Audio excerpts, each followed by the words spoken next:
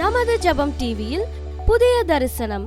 ஒரு தூசியை போல பொருட்படுத்தாதபடி உன்னை காலால எட்டி வச்சா கூட கிறிஸ்துவின் சுவாபம் வெளியே வரும்போது அதற்கும் மேலான தேவனுடைய ஆசீர்வாதத்தை நீ பெற்றுக்கொள்ளும்படியாக கர்த்தர் ஆசீர்வாதம் உன்னுடைய சிரசின் மீது வந்து அமரும்படியாக கர்த்தர் செய்வார். Every Saturday, New Vision program at 9:30 p.m. only on ஜெபம் டிவி.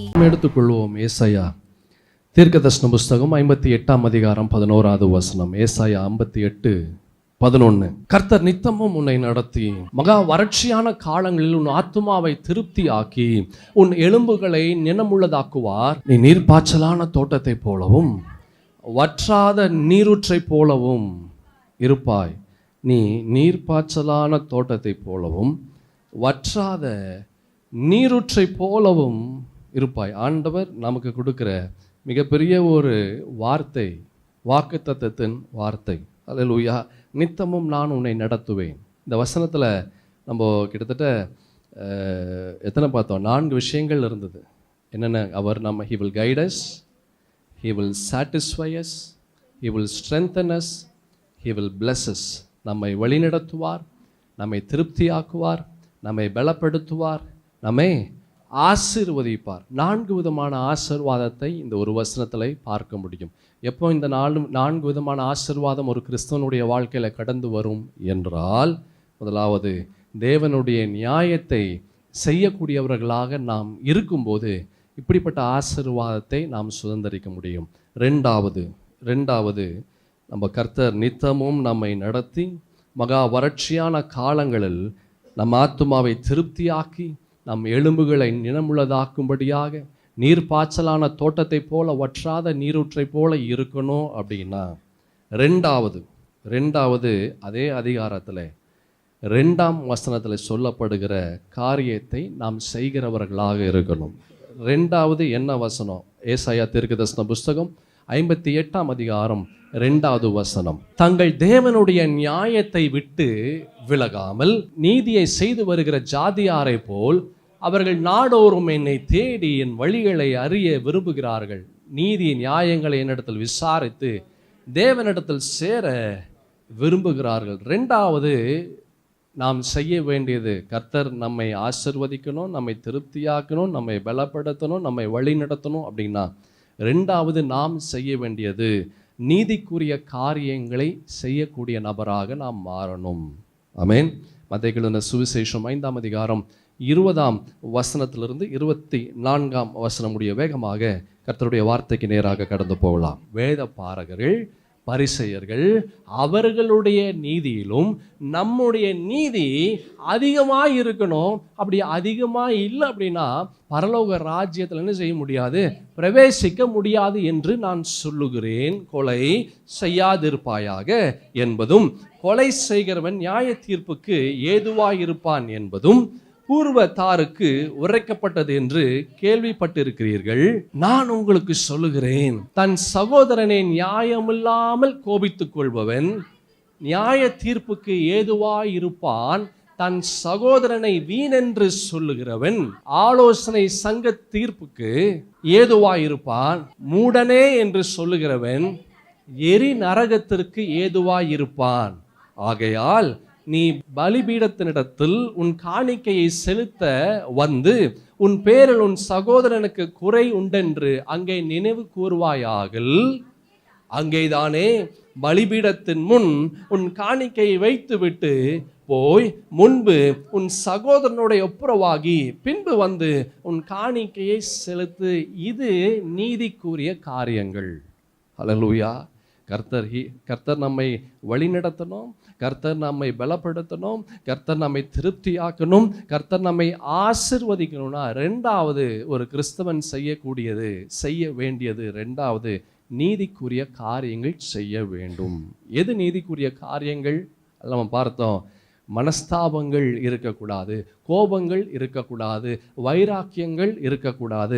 கர்த்தருடைய வார்த்தைக்கு செவி கொடுத்து அந்த வார்த்தையின்படி செய்யணும். இங்கே பார்க்கிறோம், வேத பாரகர், பரிசேயர் என்பவருடைய நீதியிலும் உங்கள் நீதி எப்படி இருக்கணும்?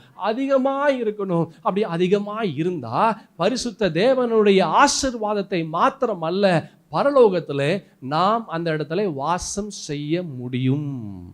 ஆமென்.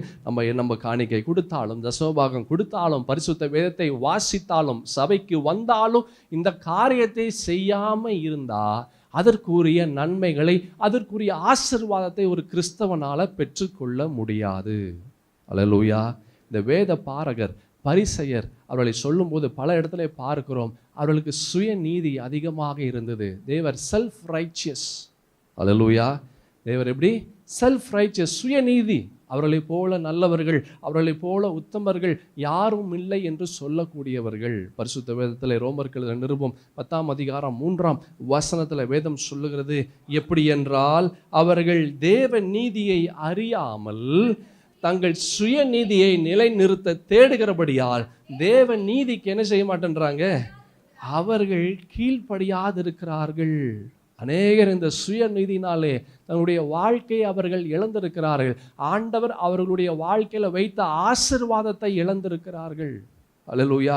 எத்தனை ஆசீர்வாதத்தை நீ இழந்திருக்கிறாய் என்று ஆண்டவர் கடைசி நாளில் சொல்லுவார். உன்னுடைய சுயநீதினால, உன்னுடைய செல்ஃப் ரைச்சியஸ்னால நீ அநேக ஆசீர்வாதத்தை நீ இழந்து விட்டாய்.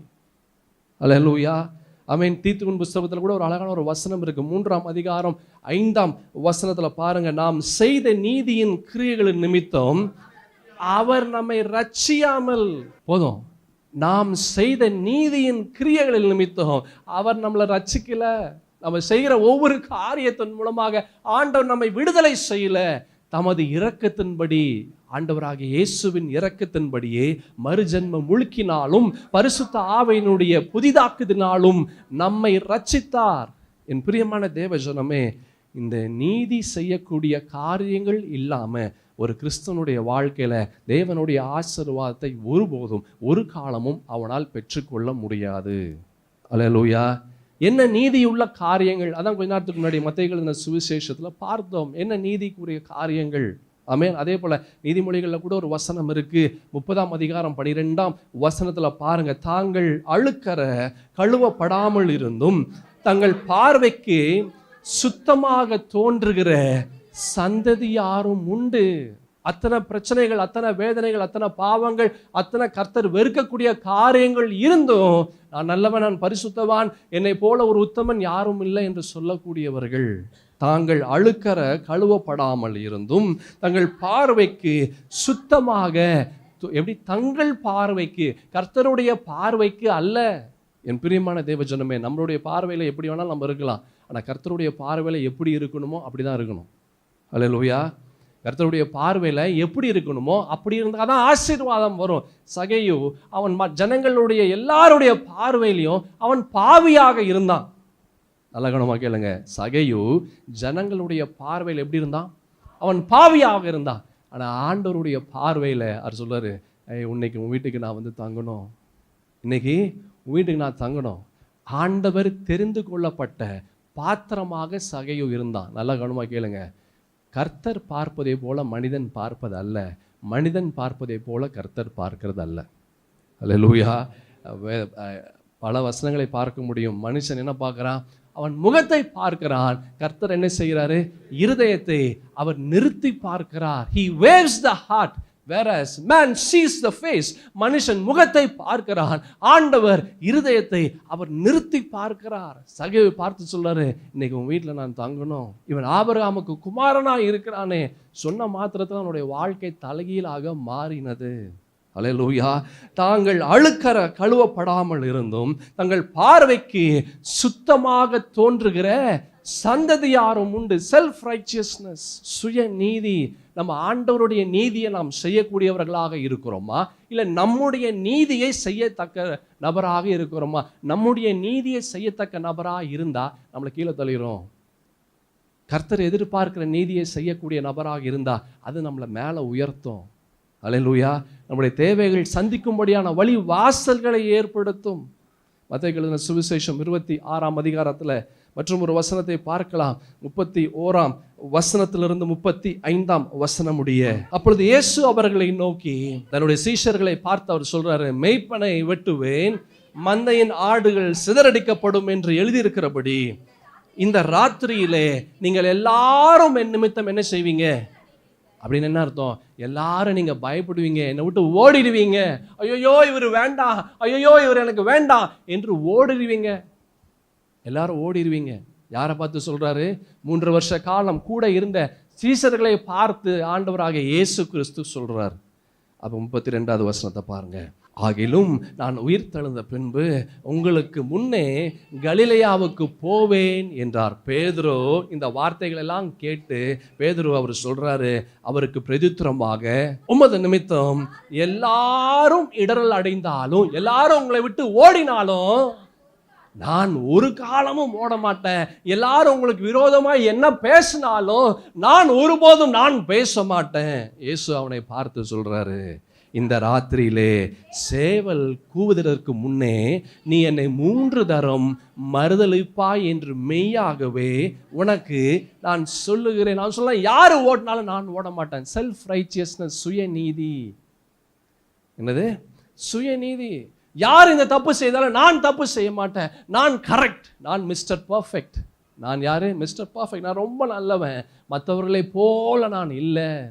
அந்த ஆயக்காரனும் அந்த பரிசையனும் சொன்னதே போல, அந்த ஆயக்காரனே, ஐயோ ஆயக்காரனை போல அல்ல, நான் நல்லவன், நான் நல்லவன். இந்த பேதுரு சொல்றான், யார் உம்மை விட்டு ஓடினாலும் நான் என்ன செய்ய மாட்டேன், நான் ஓட மாட்டேன், நான் இடரல் அடைய மாட்டேன் அன்று சொல்றார். இன்றைக்கு என் ராத்திரியில் என்ன செய்வ நீ 3 தரம் நீ என்னை மறுதலிப்பாய். அது சொன்ன மாத்திரத்தில் பேதுரு அவர் சொல்றாரு பாருங்களா, அதற்கு பேதுரு, நான் உம்மோடே மரிக்க வேண்டியதா இருந்தாலும் உம்மை மறுதலிக்க மாட்டேன் என்று சொன்னா, சீஷர்களும் எல்லாரும் அப்படி சொன்னாங்க. அப்படின்னா என்ன அர்த்தம்? எல்லாரும் நாங்க நல்லவர்கள், நாங்க இப்படிலாம் செய்ய மாட்டோம், நாங்க உம்மோடு இருப்போம், உம்முடைய வார்த்தையின்படி நாங்கள் செயல்படுவோம், நீ சொல்வதெல்லாம் நாங்கள் செய்வோம். என் பிரியமான தேவ ஜனமே, நம்ம என்ன சொல்றோம்? சுயநீதி ஒரு மனிதனை அழித்து விடும். அல்லேலூயா, ஆமென். கர்த்தர் நித்தமும் நம்மை நடத்தணும் அப்படின்னா, மகா வறட்சியான காலத்துல நம்மை திருப்தி ஆக்கணும் அப்படின்னா, நம்மை அவர் பலப்படுத்தணும் அப்படின்னா, நம்மை ஆசீர்வதிக்க வேண்டும் என்றால் சுயநீதி இருக்கவே இருக்கக்கூடாது. அல்லேலூயா. கர்த்தருடைய நீதி மாத்திரமே இருக்கணும். நம்முடைய நீதியை நாம் செஞ்சோம் அப்படின்னா, நம்முடைய நீதியை நாம் காண்பித்தோம் அப்படின்னா நம்மளை கீழே தள்ளிடும். ஆனால் கர்த்தருடைய நீதியை செய்யக்கூடியவர்களாக இருந்தா அது நம்ம கீழே விழுந்தாலும் நம்மை மேலே எழும்பி ஆண்டவருடைய சமூகத்திற்குள்ளாய் நம்மை கொண்டு வரும். அல்லேலூயா, ஆமென். 1 கொரிந்தியர்ல ஒரு வசனம் இருக்கு, 10ஆம் அதிகாரம் 12வது வசனத்துல, தன்னை நிற்கிறேன் என்று எண்ணுகிறவன் விழாதபடிக்கு எச்சரிக்கையா இருக்க கடவன். அப்படின்னா நான் அந்த கீழே விட மாட்டேன், நான் கரெக்டா இருப்பேன், நான் கர்த்தருடைய பிள்ளையா கடைசி வரைக்கும் இருப்பேன். யாரு ஓடினாலும், யாரு இடரல் அடைஞ்சாலும், யாரு பாவம் செய்தாலும் நான் எதுவுமே செய்ய மாட்டேன். நான் யாரு? நான் ரொம்ப நல்லவன். யாரு? ரொம்ப நல்லவன். Self righteousness is very very dangerous. Is very dangerous. பக்கத்துல பார்த்து சொல்லுங்க, செல்ஃப் ரைச்சியஸ்னஸ், சுயநீதி ரொம்ப ஆபத்தானது. ஆண்டவரை விட்டு உங்களை விலகும்படியாக செய்யும். தேவ நீதி ரொம்ப நல்லது, ஆண்டவரோடு இணையும்படியாக செய்யும். அல்லேலூயா, ஆமென். அப்போ அங்கே பார்க்கிறோம், ஆண்டவர் சொல்றாரு இந்த மத்தேயு எழுதின சுவிசேஷம் 5ஆம் அதிகாரத்தில், வேத பாரகர் பரிசேயர் என்பவருடைய நீதியிலும் உங்கள் நீதி அதிகமா இருக்கணும், அப்படி அதிகமா இராவிட்டால் பரலோக ராஜ்யத்தில் நீங்க பிரவேசிக்க மாட்டீர்கள். என்ன நீதி நமக்கு இருக்கு? தேவ நீதி நமக்கு இருக்கா, இல்ல நம்முடைய சுய நீதி நமக்கு இருக்கா? Do you have the righteousness of God or self righteousness of us? நம்முடைய நீதி இருக்குதா, இல்ல ஆண்டவருடைய நீதி இருக்கிறதா? எந்த நீதி இருக்கிறதோ அந்த நீதிக்கேற்ற காரியங்களை நாம் சுதந்திரிப்போம். ஆண்டவருக்குரிய நீதி இருந்ததுன்னா அதற்குரிய ஆசீர்வாதங்கள் கடந்து வரும். நம்முடைய நீதி இருந்ததுன்னா அதற்குரிய ஆசீர்வாதத்தை இழந்து விடுவோம். அல்லேலூயா. 1 பேதுருவின் புஸ்தகம் 3ஆம் அதிகாரம் 9ஆம் வசனத்திலிருந்து 18ஆம் வசனமுடைய வேகமாக நாம் பார்க்கலாம். தீமைக்கு தீமையையும் உதாசீனத்திற்கு உதாசீனத்தையும் சரி கட்டாமல் அதற்கு பதிலாக நீங்கள் ஆசீர்வாதத்தை சுதந்திரித்துக் கொள்ளும்படி அழைக்கப்பட்டிருக்கிறவர்கள் என்று அறிந்து ஆசீர்வதிங்கள். இதுதான் கர்த்தருடைய நீதி. இதுதான் கர்த்தருடைய நீதி. ஆனா இதுல சுயநீதி எப்படி தெரியுமா வரும்? அவன் எனக்கு என்ன செஞ்சுட்டான், அவன் எனக்கு அநியாயம் செஞ்சுட்டான், அதனால நான் என்ன செய்வேன்? நான் அநியாயம் செய்வேன். அவன் எனக்கு ஒரு பல்லை தான் அவன் என்கிட்ட இருந்து எடுத்துட்டான், நான் அவனுக்கு இருக்கிற 32 பல்லையும் நான் எடுத்துருவேன். டென்டிஸ்ட் கிட்ட போகாம 32 பல்லையும் எடுத்துருவேன். தீமைக்கு தீமை, அதுதான் சுயநீதி. அல்லேலூயா. நான் நல்லவன் தாங்க, அவங்க தாங்க எனக்கு அநியாயம் செஞ்சாங்க, அவங்க தாங்க எனக்கு எல்லா வேதனையை கொடுத்தாங்க. என் பிரியமான தேவஜனமே, பரிசுத்த வேதத்தில் பேதுரு ரொம்ப அழகான ஒரு வார்த்தையை சொல்றாரு. தீமைக்கு தீமையையும் உதாசீனத்தையும் என்ன செய்ய மாட்டேன், சரி கட்டாத. உன்னை உதாசீனப்படுத்தினாங்க, உன்னை அசிங்கப்படுத்தினாங்க, உன்னை கேவலப்படுத்தினாங்க, நீ அதை செய்யாத. நீ என்ன செய்யாத? அது செய்யாத. அவன் பிசாசின் தன்மையை காமிச்சான். அவனுக்குள்ள என்ன இருக்குதோ அதை வெளியே காமிச்சான். உனக்குள்ள என்ன இருக்குதோ அதை நீ வெளியே காமி. அல்லேலூயா. உனக்குள்ள என்ன இருக்குது? தேவ ஆவியானவர் உனக்குள்ளாக இருக்கிறார். தெய்வ சுவாசம் உனக்குள்ளாக இருக்கிறது. ஆண்டவராக இயேசு உனக்குள்ளாக இருக்கிறாரு. Show Jesus in you. இயேசுவை நீ காண்பி, இயேசுவை காண்பி. அது சொல்றாரு, சிலுவையில் தொங்கிக்கிட்டு இருக்கிற சொல்றாரு, இதாவே இவர்களை மன்னியும், தாங்கள் செய்வது இன்னதென்று அறியாமல் இருக்கிறார். ஐயோ, என்னை போட்டு அடிச்சான், என்னை போட்டு துப்புனா, என்னை போட்டு கீறினா, என்னை எல்லா விதமான கேவலம் செய்தான். ஆனாலும் அவனுக்கு பாவம், அவனுக்கு தெரியல, அவன் தெரியாம இந்த காரியத்தை செஞ்சுட்டான். ஆண்டவரே மன்னிங்கப்பா. இதே வார்த்தை தான் ஸ்தேவான் சொன்னாரு. அல்லேலூயா. எப்படி அப்படிலாம் சொல்ல முடியும்? எப்படிங்க ஸ்தேவானால சொல்ல முடியும்? He showed Jesus to the people. இயேசுவை அவர் ஜனங்களுக்கு காண்பித்தார். உன்னை உதாசீனப்படுத்தினா நீ உதாசீனப்படுத்தாத. ஏன்? உனக்குள்ளாக என்ன இருக்குதோ அதுதான் வெளியே வரும். இருதயத்தின் நிறைவு வாய் பேசும். நல்ல பொக்கிஷமாகிய நல்ல இருதயத்திலிருந்து நல்லவைகளை அவன் எடுத்து காட்டுகிறான். பொல்லாத மனுஷன் என்ன செய்கிறான்? பொல்லாத இருதயமாக பொல்லாத பொக்கிஷத்திலிருந்து பொல்லாதவைகளை அவன் எடுத்து காட்டுகிறான். What is inside you? உனக்குள்ளாக என்ன இருக்கிறது? நல்ல பொக்கிஷமாகிய ஆண்டவராக இயேசுவின் பரிசுத்தத்தின் தேவனுடைய ஜீவனுள்ள வார்த்தை உனக்குள்ளாக இருந்தா, உன்னை அசிங்கப்படுத்தினா, உன்னை கேவலப்படுத்தினா, உன்னை உதாசீனப்படுத்தினா, நீ அவனுக்கு அப்படிப்பட்ட முகத்தை காண்பிக்காத. நீ கிறிஸ்துவின் முகத்தை நீ காண்பி. அதுதான் நீதியுள்ள காரியம். ஹல்லேலூயா. அப்படி நீ நீதியுள்ள அப்படிப்பட்ட காரியத்தை நீ காண்பிக்கும் போது he will guide you, he will satisfy you, he will strengthen you, he will bless you. உன்னை வழிநடத்துவார், உன்னை திருப்தியாக்குவார், உன்னை பலப்படுத்துவார், உன்னை ஆசீர்வதிப்பார். எப்போ? இப்படிப்பட்ட சுவாபம் உனக்குள்ளாய் இருந்து வந்தா. சும்மாவே ஆண்டவருடைய ஆசீர்வாதத்தை பெற்றுக்கொள்ள முடியாது சகோதரா, சகோதரி. It is very, very hard. But I say it is very, very easy. நான் சொல்லுவேன் அது ரொம்ப ஈஸி. ஹல்லேலூயா. ஆமென். தீமைக்கு தீமை செய்யாத. யாரெல்லாம் உனக்கு தீமையான காரியம், நீ அவனுக்கு நல்லதே செய். நீ அவனுக்கு என்ன செய்? நல்லது செய். உன்னை உதாசீனப்படுத்துகிறவனுக்கு நீ உதாசீனப்படுத்தாத.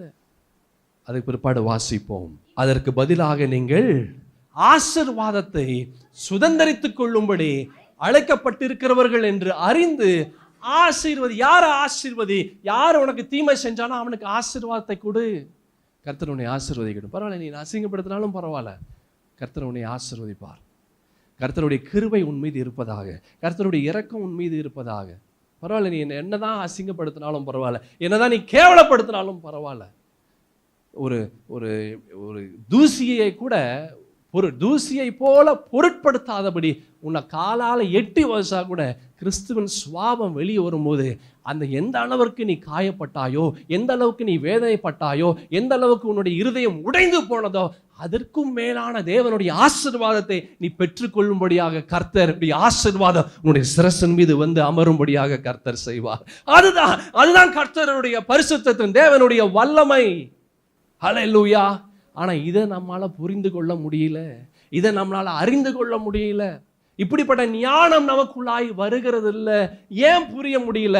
ஏன் அறிய முடியல? ஏன்னா இந்த வார்த்தை நமக்குள்ளாக இல்லை. when you have this word of God inside you, பரிசுத்தத்தின் தேவனுடைய வார்த்தை உனக்குள்ளாக இருக்கும்போது இந்த வார்த்தை உன்னை நல் பாதையில வழி நடத்தும். இந்த வார்த்தை இயேசுவுக்கு நேராக, சிலுவையின் பாதைக்கு நேராக ஏற்படுத்தும். உன்னை என்னதான் அசிங்கப்படுத்தினாலும், என்னதான் கேவலப்படுத்தினாலும், நீ அந்த காரியத்திற்கு நீ உடன்பட மாட்ட, நீ அதற்கு செவி சாய்க்க மாட்ட, நீ பாட்டுக்கு கடந்து போயிட்டே இருப்ப. ஏன்னா நீ போக வேண்டிய பாதை வித்தியாசம், நீ போக வேண்டிய தூரம் ரொம்ப தூரம். தேவனுடைய பரிசுத்தத்தின் கரமும் தேவனுடைய பரிசுத்தத்தின் வார்த்தையும் உனக்குள்ளாக அது செயல்பட்டு உனக்குள்ளாக அது கிரியை செய்து கொண்டு இருக்கும். என் பிரியமான தேவஜனமே, do you do the righteous of God or do you do your righteousness? நீ ஆண்டவருடைய நீதியை நீ செய்கிறவனாக இருக்கிறாயா, இல்ல உன்னுடைய நீதியை செய்கிறவனாக இருக்கிறாயா? உன்னுடைய நீதியை செய்து கொண்டு தேவனுடைய ஆசீர்வாதத்தை பெற்றுக்கொள்ள வேண்டும் என்று நீ நினைத்தீனா அது ஒரு காலமும் நடக்காது. மாறாக ஆண்டவருடைய நீதியை நீ செய்து கொண்டு கர்த்தருடைய ஆசீர்வாதத்தை நீ யோசிக்கவே வேண்டாம், அந்த ஆசீர்வாதம் உன்னை தேடி கடந்து வரும்படியாக கர்த்தர் செய்வார். அல்லேலூயா. இங்க வசனம் 10வது வசனத்தை பாருங்க, ரொம்ப அழகாக இருக்கிறது. ஜீவனை விரும்பி நல்ல நாட்களை காண வேண்டும் என்கிறவன் பொல்லாப்புக்கு தன் நாவையும் கபடத்திற்கு தன் உதடுகளையும் விலக்கி காக்கணும். அதான் நிறைய முறை நான் சொல்லியிருக்கிறேன், ஒரு மனிதனுடைய வாழ்க்கையில ஆசீர்வாதம் வேண்டும் அப்படின்னா இந்த பகுதியை மாத்திரம் அவன் க்ளோஸ் பண்ணிட்டா அவன் வாழ்க்கையில பெரிய ஆசீர்வாதத்தை பெற்றுக்கொள்ள முடியும். அல்லேலூயா. ஆனா இதை மாத்திரம் அவன் ஓபன் பண்ணிட்டான், அவன் வாழ்க்கையில எல்லாமே முடிஞ்சு போச்சு. அல்லேலூயா. ஜீவனை விரும்பி நல்ல நாட்களை காண வேண்டும் என்கிறவன். நல்ல நாட்கள்லாம் என்ன? சந்தோஷமா இருக்கணும், சமாதானமா இருக்கணும், சுகத்தோடு பலத்தோடு ஆரோக்கியத்தோடு இருக்கணும், தேவைகள் சந்திக்கப்படணும். இப்படியெல்லாம் இருக்கணும்னா பேசுகிற வார்த்தை ஞானமா இருக்கணும்.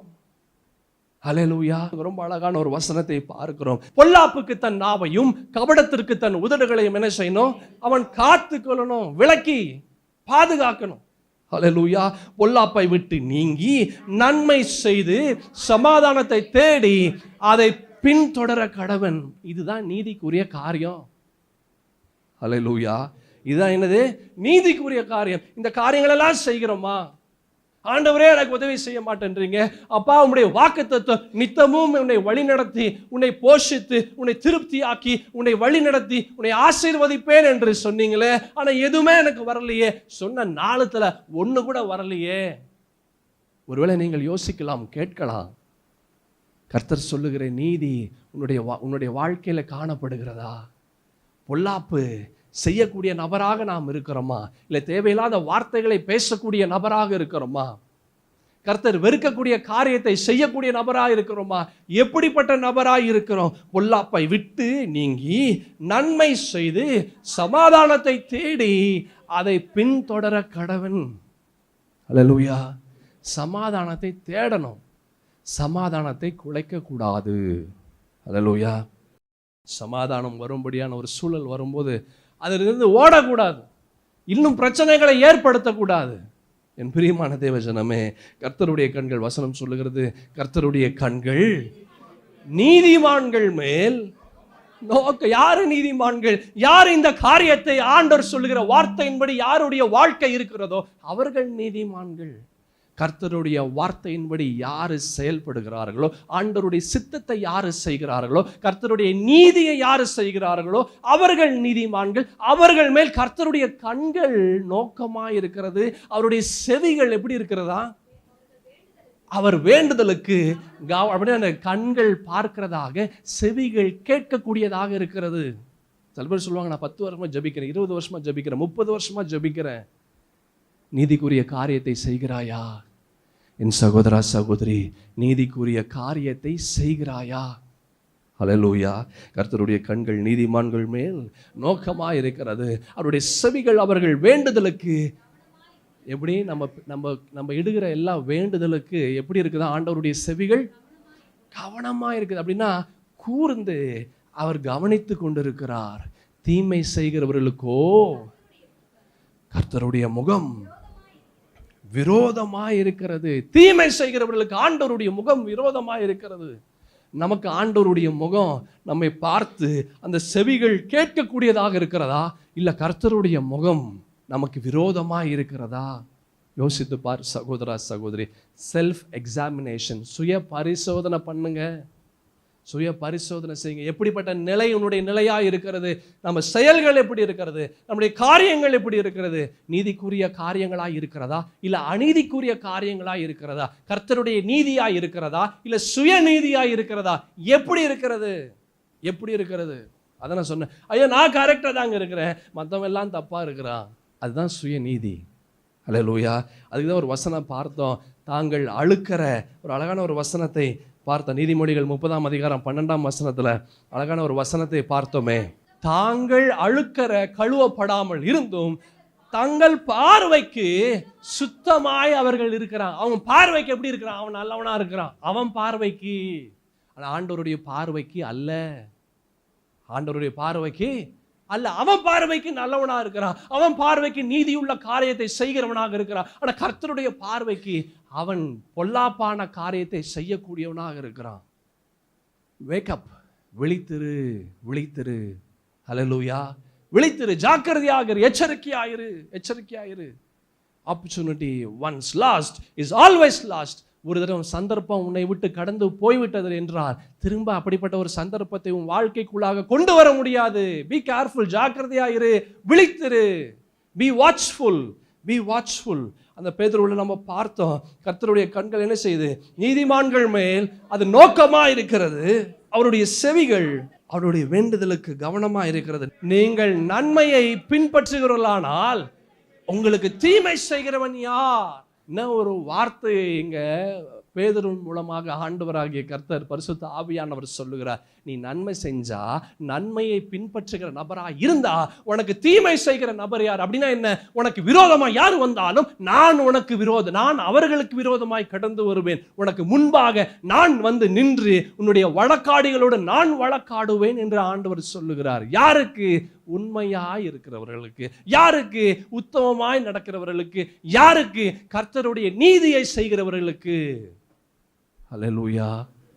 என் பிரியமான தேவஜனமே, வாட் ஆர் வி டூயிங்? நாம் என்ன செய்கிறோம்? நாம் என்ன செய்கிறோம்? எப்படிப்பட்ட இருதயம் நம்முடைய இருதயமாக இருக்கிறது? இருதயத்திற்குள்ளாக எப்படிப்பட்ட காரியங்கள் இருக்கிறது? ஐயோ அவன் எனக்கு இப்படி செஞ்சுட்டான், நான் இப்படி செய்யணும், நான் இன்னும் அதிகமாக செய்யணும். அவன் எனக்கு அப்படி பண்ணிட்டான், நான் இன்னும் அப்படி பண்ணணும். ஆசீர்வாதம் வராது. God will not guide you. கர்த்தர் உன்னை வழி நடத்த மாட்டார். கர்த்தர் வழி நடத்தலனா அதோட முடிஞ்சு போச்சு கதைன்னு அர்த்தம். கர்த்தருடைய பலன் வராது. கர்த்தருடைய பலன் இல்லைன்னா முடிஞ்சு போச்சுன்னு அர்த்தம். கர்த்தர் நம்மளை திருப்தி ஆக மாட்டார். திருப்தி ஆகலைன்னா எதுலையுமே நம்மால் திருப்தி ஆகவே முடியாது. கர்த்தருடைய ஆசீர்வாதம் வராது. ஆசீர்வாதம் வரலன்னா எதுவுமே நமக்கு ஆசீர்வாதமா இருக்காது. ஹல்லேலூயா. வசனத்துல ரொம்ப அழகான ஒரு வசனம், நீங்கள் நன்மையை பின்பற்றுகிறீர்களானால் உங்களுக்கு தீமை செய்கிறவன் யார்? Who can come against you? கர்த்தர் நம் பட்சத்தில் இருக்கிறார். யார் நமக்கு விரோதமாய் கிடந்து வருவான்? ஹல்லேலூயா. கர்த்தர் நம் பட்சத்தில் இருந்தா யாருங்க விரோதமாய் கடந்து வர முடியும்? ஒருத்தனும் வர முடியாது. ஆனா யாருக்கு கர்த்தர் இருப்பார்? அதான் கேள்வி. ஹல்லேலூயா. கர்த்தர் நம் பட்சத்தில் இருந்தா எந்த மனிதனும், எந்த சூழ்நிலையும், எந்த பிசாசோ எதுவுமே வந்து நிற்க முடியாது. கரெக்ட் தான். ஆனா யார் பட்சத்துல கர்த்தர் இருப்பார்? நன்மையை செய்கிறவன் இடத்துல, நன்மையை செய்கிறவன் இடத்துல ஆண்டவர் இருக்கிறார். ஹல்லேலூயா. நீதியை செய்கிறவன் இடத்துல ஆண்டவர் இருக்கிறார். ஆமென். அதுக்கு அடுத்த வசனத்தை பாருங்க வேகமாக. நீதியின் நிமித்தமாக நீங்கள் பாடுபட்டால், பாக்கி என்ன பாடுங்க பட்டுறது? ஒரு உதாரணம் சொல்றேன். அதை நான் கொஞ்ச முன்னாடி பார்த்தோம். உன்னை உதாசீனப்படுத்துறான், உன்னை கேவலப்படுத்துறான், அசிங்கப்படுத்துறான், எல்லாரும் முன்னாடி அசிங்கப்படுத்துறான், எல்லாரும் முன்னாடி கேவலப்படுத்துறான். ஆனா நீ நல்ல காரியத்தை செஞ்ச, ஆனா அவன் வந்து என்ன பண்றான்? உன்னை கேவலப்படுத்தினான். நீ யாரா? நீ கேவலப்பட்டு போன ஆள் இல்ல, நீ பிழைக்க தெரியாதவன் இல்ல, நீ வேஸ்ட் இல்ல, நீ முட்டாள் அல்ல. நீ யாரு? பாக்கியவான். You are a blessed person. நீ ஆசீர்வதிக்கப்பட்ட நபர். யார் சொல்றா? ஆண்டவராகிய கர்த்தர் சொல்லுகிறார். மனுஷன் சொல்லல. மனுஷன் சொல்லுகிற வார்த்தை அது கீழே விழுந்துரும். கர்த்தர் சொல்லுகிற வார்த்தை ஒருபோதும் கீழே விடாது. என்ன நோக்கத்திற்காக அந்த வார்த்தை வெளியே வந்ததோ அந்த நோக்கத்தை நிறைவேற்றி உன்னை உயர்த்தும். That is the power of the word of God. அதுதான் கர்த்தருடைய வார்த்தையின் வல்லமை. It will never ever ever return undone. ஒரு காரியத்தை செய்யாம கர்த்தருடைய வார்த்தை திரும்பவே திரும்பாது. ஆண்டவர் சொல்றாரு, நீதி நிமித்தம் நீங்கள் பாடுபட்டால் you are a blessed person. நீ ஆசீர்வதிக்கப்பட்டவன். யாருடைய பார்வையில? கர்த்தருடைய பார்வையில. ஆனா உலகத்தின் பார்வையில நீ யார்? நீ வேஸ்ட்ன்னு சொல்லுவான், நீ யூஸ்லெஸ்ன்னு சொல்லுவான், நீ தண்டம், நீ பொழைக்க தெரியாதவன் சொல்லுவான். யாரு சொல்லுவா? உலகத்தான் சொல்லுவான். பாரு உன்னை அசிங்கப்படுத்திட்டாங்க, பாரு உன்னை கேவலப்படுத்திட்டாங்க, பாரு என்னாச்சு. ஆண்டவர் சொல்லுவாரு, ஏய் மை சன், என் மகனே, என் மகளே, யூ ஆர் பிளெஸ்ட், நீ ஆசீர்வதிக்கப்பட்டவன். ஏன்? நீ கர்த்தருடைய நீதியை செஞ்ச, நீ தீமைக்கு தீமை செய்யல, நீ தீமைக்கு என்ன செஞ்ச? நீ நன்மை செஞ்ச, நீ நன்மை செஞ்ச. ஹல்லேலூயா. என் பிரியமான தேவஜனமே, வாட் ஆர் வி டூயிங்? நம்ம என்ன செய்கிறோம்? நம்ம என்ன செய்கிறோம்? யோசித்து பார். ஒரு முறை நன்மை செய்வது அல்ல, 2 முறை நன்மை செய்வது. எனக்கு அவங்க 10 தடவை கஷ்டத்தை கொடுத்தாங்க, நான் 2 தடவை அவங்களுக்கு நான் நன்மை செஞ்சுட்டேங்க, இனிமேல் என்னால் நன்மை செய்ய முடியாது. அப்படி இருந்தீங்கன்னா இருக்கிற நன்மையும் போயிடும். அவன் 1000 முறை பண்ணாலும் நீ 1,00,000 இல்லை, நீ கடைசி வரைக்கும் நீ நன்மை செய்யக்கூடிய நபராக இருந்தீனா கடைசி வரைக்கும் நீ பாக்கியவானாக இருப்ப. ஹல்லேலூயா. கடைசி வரைக்கும் நீ ஆசீர்வதிக்கப்பட்ட நபராக இருப்ப. முடிவு பரியந்தம் ரட்சிக்கப்படணும். முடிவு பரியந்தம் நிலை நிற்கிறவனே என்ன செய்வானா? அவன் ரட்சிக்கப்படுவான். பேதுருவுல ஒரு அழகான ஒரு வசனம் இருக்கு. 1 பேதுரு 4ஆம் அதிகாரம் 18வது வசனம், ரொம்ப அழகான ஒரு வசனம் பாருங்களேன். நீதிமானை ரட்சிக்கப்படுவது அரிதானால் பக்தி இல்லாதவனும் பாவியும் எங்கே நிற்பான்? நீதிமானே ரட்சிக்கப்படுவது அரிது. அப்படின்னா என்ன? நீதிமானே இந்த நீதிக்குரிய காரியங்களை செய்வது கடினம். ஏன் கடினம்? அவன் சுயம் அவனை விடாது, அவனுடைய எண்ணம் அவனை விடாது, அவனுடைய இருதயம் அவனை விடாது. என்ன விடாது? கர்த்தருடைய வார்த்தைக்கு நேராக கர்த்தருடைய சித்தத்தை செய்யும்படியாக, ஆண்டவருடைய நீதிக்குரிய காரியங்களை செய்யும்படியாக, அந்த பாதையில போகும்படியாக அவனை விடாது. அவனுடைய உறவின் மக்கள் விட மாட்டாங்க, அவனுடைய சொந்தக்காரர் விட மாட்டாங்க, யாருமே விட மாட்டாங்க. எங்க விட மாட்டாங்க? கர்த்தருடைய காரியத்தை செய்வ விட மாட்டாங்க.